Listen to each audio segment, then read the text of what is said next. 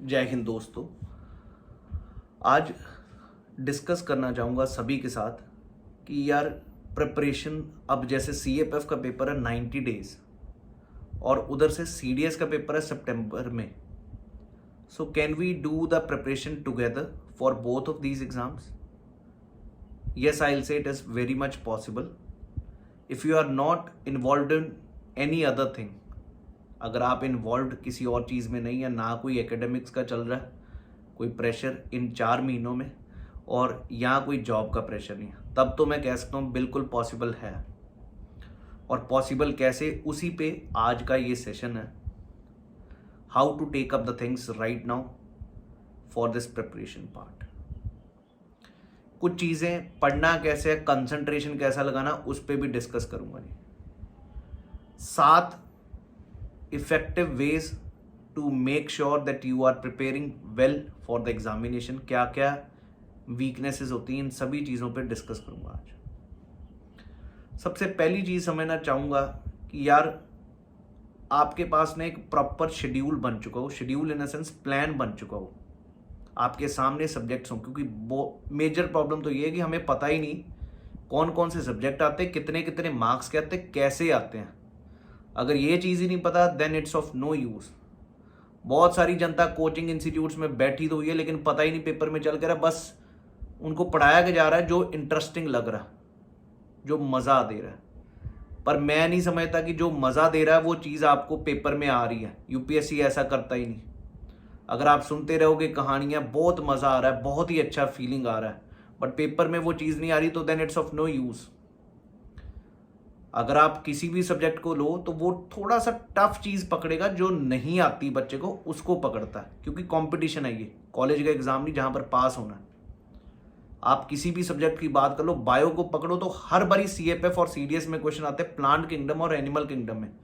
जो 11th 12th या bio medical वाला बंदा भी हमेशा भागता है एनिमल किंगडम प्लांट किंगडम से, उसके एग्जाम्पल से, क्योंकि याद होना थोड़ा कठिन है, मेहनत मारनी पड़ती है।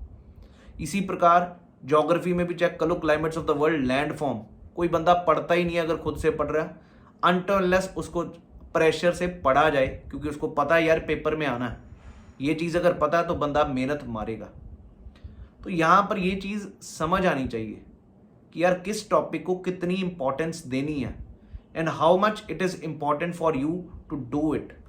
अगर ये चीज़ समझ आ जाए तो 3 महीने भी बहुत हैं CFF पेपर क्वालिफाई करने के लिए, और इसके साथ ही सितंबर में अगस्त देने के लिए। समझना क्या है, आपको सबसे पहले सब्जेक्ट्स को प्रायोरिटाइज करना पड़ेगा।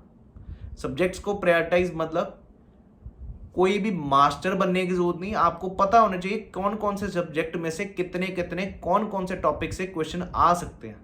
अगर आपको ये पता है तो पेपर आसान है।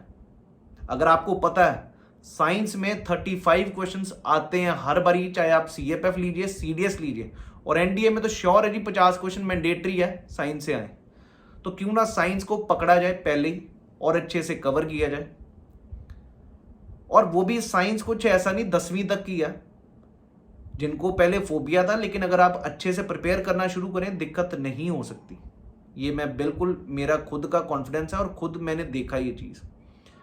देन अगर बात करूं तो भाई पॉलिटी में भी स्टैटिक टॉपिक्स हैं, आपको समझ आने चाहिए। सेम ही पेपर उसमें है, CDS में सेम ही CFF में है जी। Fundamental rights, fundamental duties, DPSP, preamble, घुमा घुमा के जैसा मर्जी क्वेश्चन बना ले, कंट्रोल में है, आने ही है 2-3 question. President, parliament, vice president, governor, question आने ही आने। स्टेट लेजिस्लेचर, सभी को इकट्ठा करके क्वेश्चन आना, पंचायती राज से क्वेश्चन आना, तो पता है। और ये कोई बहुत साल नहीं लेते, को बहुत महीने नहीं लेते, विद इन, मैं कहूँगा, फिर से कह रहा हूँ, जिनको भी लगता ना यार CFF 3 महीने में पॉसिबल ही नहीं है, मैं कहता हूँ 110% पॉसिबल है। Give me some of your time and I will make sure that I prove you that yes you can do it. दूसरा, पेपर 2 पे इतना बड़ा फोबिया है, उसका फोबिया का कारण पता क्या है? तुम लोगों को ये नहीं पता कि तुम्हारा पेपर 1 ही नहीं क्वालिफाई होता और तुम 24 घंटे सोच रहे हो तो मेरे को पेपर 2 नहीं आता, पेपर 2 नहीं आता। पेपर 2 के कोई भी एजुकेटर किसी से भी पढ़ रहे हो तो तुमको भी पता है कोई बेस्ट ऐसे नहीं होता, कोई बेस्ट आर्गुमेंट नहीं होता, कोई बेस्ट प्रीसी नहीं होती। बेटर हो सकती है, और वो भी आपकी अपने से। प्रैक्टिस की ज़रूरत है, लिखने की ज़रूरत है। 15 मिनट का टॉपिक है तो रोज़ का 1 घंटा भी दे रहे हो ना अभी रोज़ पेपर 2 पे, तो भी पेपर पार है जी। टॉपिक्स पता होना चाहिए। मैं प्रॉपरली इसी चीज़ पे यूट्यूब पर हर ऑल्टरनेट डेज कुछ ना कुछ टॉपिक्स दे रहा हूँ। चाहे रिसेंटली कंट्रोवर्सी थी नेशनल लैंग्वेज पे, I have put up the topic. Demographic dividend पिछले 3 बारी, जनवरी से लेके अभी तक के महीनों में 3 बारी डेमोग्राफिक ट्रांजिशन पे बात हो चुकी न्यूज़पेपर पे। तो टॉपिक्स दिखते हैं जो आने हैं। इसको भी कोई बहुत बड़ी अंग्रेजी नहीं चाहिए भाई, लिखने आना चाहिए। वो लिखने का 2 चीजें चाहिए जी।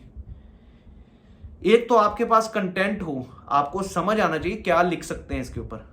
वो अगर दिमाग में है, वो पेपर 1 से भी बनता है और अपनी रीडिंग हैबिट से भी बनता है, या आपको जो यूट्यूब पे वीडियोस दे रहा हूं उससे बनता है। दूसरा रह जाता है उसकी प्रेजेंटेशन। प्रेजेंटेशन कभी भी आप चेक कर लीजिए, किसी को कोई प्रेजेंटेशन पसंद आती है, किसी को कोई प्रेजेंटेशन पसंद आती है। तो प्रेजेंटेशन एक आइडियल प्रेजेंटेशन कोई नहीं होती, but it can be a better presentation with respect to other. कोई टॉपिक है, उसकी इंट्रोडक्शन अच्छी हो, उसके अंदर पॉइंट्स आपको पता हो कैसे लिखने हैं। अगर आपको ऐसे पता है, उसको अगेन बार बार ये हर क्लास में हर जगह पर बात की जाती है। Social aspect, economical aspect, political aspect, ecological aspect, international aspect, कुछ भी बना लो, हिस्टोरिकल आस्पेक्ट, उसी से ही लंबा हो गया। आप कभी चेक भी कर लीजिए, कभी किसी के पेपर में आपको कुछ एक्स्ट्रा ऑर्डिनरी नहीं मिलने वाला कि आप सोच के बैठोगी अंग्रेजी बहुत अच्छी होगी, वोकैब बहुत अच्छी होगी, या पॉइंट्स बहुत फ्लावरी। ऐसा नहीं है। It's a very normal one. You just need to present your view point. और स्कोर आपका पेपर 1 ही उठाएगा, पेपर 2 में सभी के तकरीबन सेम आएंगे स्कोर। अगर आप में से किसी ने आईएएस का कभी पेपर के बारे सुना हो, किसी भी अपने भाई बंधु से, किसी से भी, तो एक चीज समझ लीजिए, पेपर उनका जो आईएएस के मेंस का पेपर होता है, GS does not decide their score. GS में तो नंबर तकरीबन सेम आ रहे होंगे, जीएस का 1, 2, 3 पेपर में सेम ही होंगे, क्योंकि सेम आंसर ही होंगे सभी के। कुछ ना कुछ चेंज कर भी लोगे तो 1 नंबर ज्यादा, 1 नंबर पीछे, 2 नंबर ज्यादा, एक क्वेश्चन में इतना हो सकता। तो फिर फोकस, ग्रामर, ये सारी चीजों को, सिर्फ पेपर कंप्लीट होना जरूरी है टाइम पे पेपर 2 में। इसके लिए इन आने वाले 90 दिनों को अपने इस हिसाब से बांटिए कि रोज एक टॉपिक लिखना। उससे क्या होगा, आपका टॉपिक प्रिपेयर होगा और वो टॉपिक्स आपको मिलते जाएंगे इस यूट्यूब चैनल पर भी, वैसे भी वी विल असिस्ट यू। दूसरी चीज आती है जी, पेपर 1 को अच्छे से पकड़िए। सीडीएस में भी देना है मेरे को, सीएपीएफ में भी देना है। तो उसमें साइंस को, ज्योग्राफी को, पॉलिटी को, हिस्ट्री में सिर्फ और सिर्फ नई एनसीईआरटी को पकड़ना। अगर आप ये पकड़ के बैठे हैं, और साथ में करंट अफेयर्स भी बार बार कहूँगा, ये ना हो कि आप 6 महीने के करंट अफेयर्स पढ़ रहे हैं, रोज मेरे को 2 घंटे लगाने, कोई फायदा नहीं है। मैं वादा कर रहा हूँ, ये मेरा एक्सपीरियंस है, पिछली वीडियोस में भी चेक कर लीजिएगा। करंट अफेयर मेरे ऊपर छोड़ दीजिए, 6 महीने के करंट अफेयर्स 1 नंबर करके दूंगा, और एक भी क्वेश्चन, मतलब 90-95% क्वेश्चन सारे करंट अफेयर्स के आप सॉल्व कर पाओगे सीएपीएफ के पेपर में और सीडीएस के पेपर में। क्योंकि आपको समझ आना चाहिए करंट अफेयर्स में आता क्या। आप कुछ भी याद करते जा रहे हैं करंट अफेयर्स में, और कुछ भी आपको सुनाया जा रहा है, वो नहीं है करंट अफेयर्स जो यूपीएससी पूछ रहा है सीएपीएफ और सीडीएस में। तो इन चीज़ों पे नज़र रखिए। पेपर आसान है, इजीली दोनों पेपर मैं आपको पार करवा के दिखाऊंगा जी, सीएपीएफ भी, सीडीएस भी। Just go what ever I am saying, follow that approach, I assure you.